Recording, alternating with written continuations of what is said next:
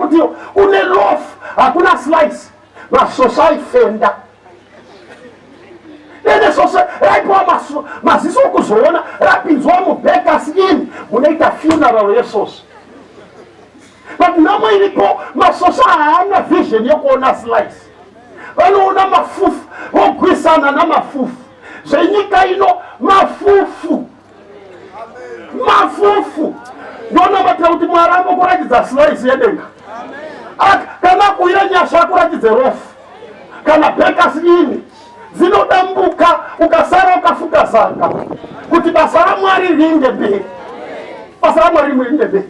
Ndoda kunamatira kuti Mwari atidetsere agone kutsatamura vision yedu tigone kusvipira pabasa raMwari.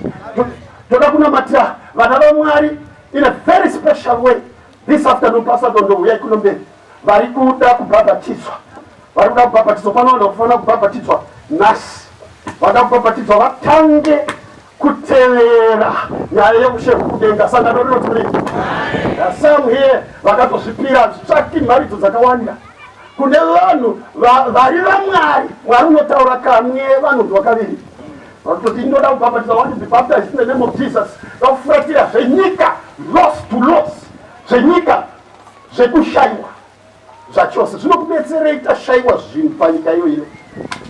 Kana tiri hama dzangu dzokuno kuAfrica vokwadi vana vaMwari, kana kune nzira yekuti vanhu vaMwari vaponeswe, kana Mwari aitendera kuti ndipinde pakati penyu ndikusundidzirei kuruponeso, ndaipinda ndikusundidzirei, nekuti zvenyika iyo ino zviri kuramba zvaramba, asi haugoni kuruzawo umambo huri kuuya. Sangano rinoti kudai so tiri kutiwo pana chitora kaJesu somuponesi.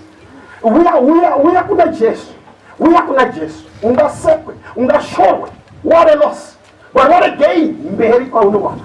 Saka batira pana Jesu, wasoda kubhabhatidzwa, wesoda kubhabhatidzwa, famba kuchiya kuno, jasina kuchiya wari kutimbisira vachimbisa. Uyai kuno, nditakunamatirai vari kubhabhatidzwa nhasi, uyai kuno vari kuzvimisirai, I want to be baptized today, I need a special prayer. Nevanga vadzokera sure, pane vamwe vanga vadzokera sure vanotiwo I also need munamato kuti ndisimbe pakutenda. Sangano rinoti kudai want to pray with them. Nevanga vabhabhatidzwa those two groups, fambai kuchiya kuno, sunungukai kufamba kuchiya kuno.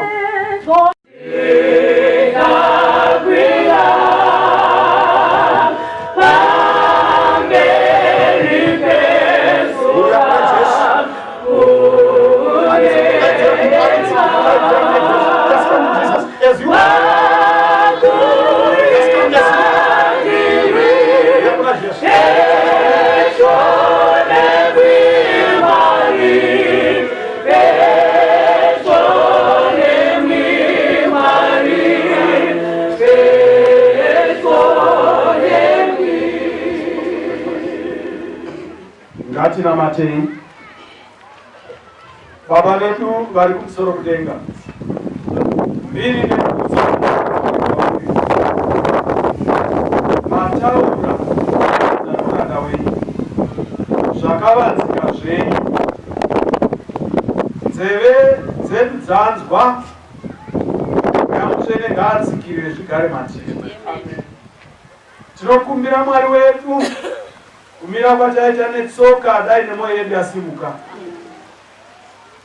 tisazogara pasi pakutenda, asi tirambe takamira kusvika Jesu kuchiuya. Tiratidzei zvoushe hwenyu, itai nyika tiifuratire zvachose. Tinotenda vamwe vauya mberi vanoda kubhabhatidzwa, ngakuve kubhabhatidzwa kusina kudzokera mumasure. Tinokumbirira musasa wose kutini vanouya mutsvene. Tinokushuvai Jehovha, garai pakati pedu, rambai muchishandisa varanda venyu sokuda kwenyu. Taurai murimi nharaunda yose inzwe maungira, vazhinji vabatire ruponeso.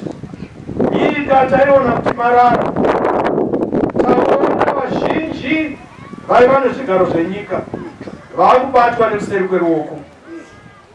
Tingada here kudzokera kwazviri? Tibatsirei Jehovha. tifambe nzira dzenyu tichekuda kwenyu.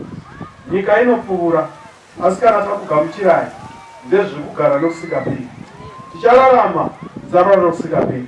Tinotenda matipa shoko renyu muzita ramambo Jesu Ishe wedu. Amen.